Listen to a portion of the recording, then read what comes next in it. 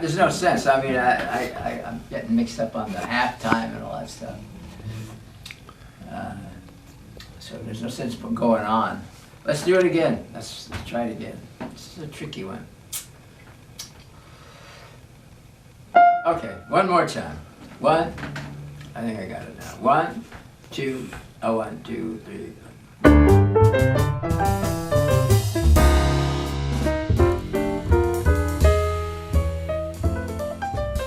I thought it would be a great project to do Booker Little music, because it was, I don't think anybody has done it since that time. I was really excited when Don called me to make this record, because I have the record he's on with Booker Little. And Booker's first record had Scott LaFaro on it, so I'm the Scott LaFaro, fanboy.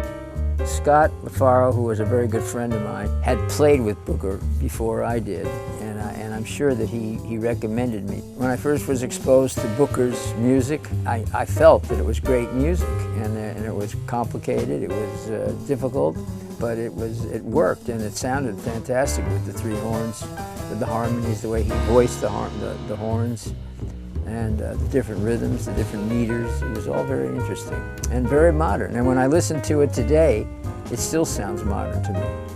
That 60s piano style sound, that's exactly who Don is. I mean, he was there at the creation of this style.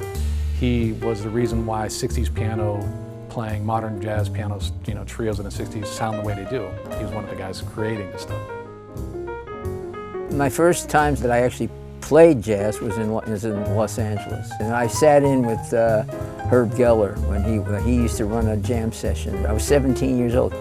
I heard all the great players that came out to California from New York, like Miles and Sonny Rollins and Coltrane and Red Garland and all these guys. I knew they were located in New York, and I thought, there's nothing like this is happening in LA, so I better go to New York where this shit is really happening.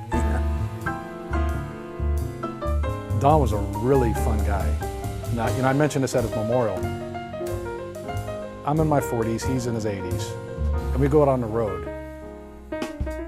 All the times I hung out with him, I never felt like I was hanging out with my grandpa. I love my grandpa, but going out with Don was like going out with somebody that still had this 18-year-old vibe. He's still super young at heart.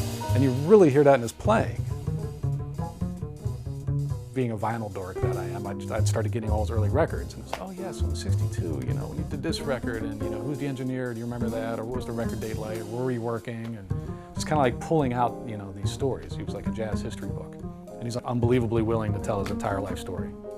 Oh boy, I miss vinyl, man. I wish it would come back. He's 40 years older than me, and we go out on the road, and he could be a total goofball. He could be a lot of fun. Just photos of him, on a tour, just like he got this bowl of soup, udon noodles, and we were laughing because it's as big as he was. He was a kind of tiny guy, and this giant bowl of soup, and he's like, he's going to die. I get this photo of him like he's going to jump into it or something, He's just a fun person. You hear that joy in his music. Yeah, he just kind of had that, he just had this energy. It was amazing, I wish I had half of his energy.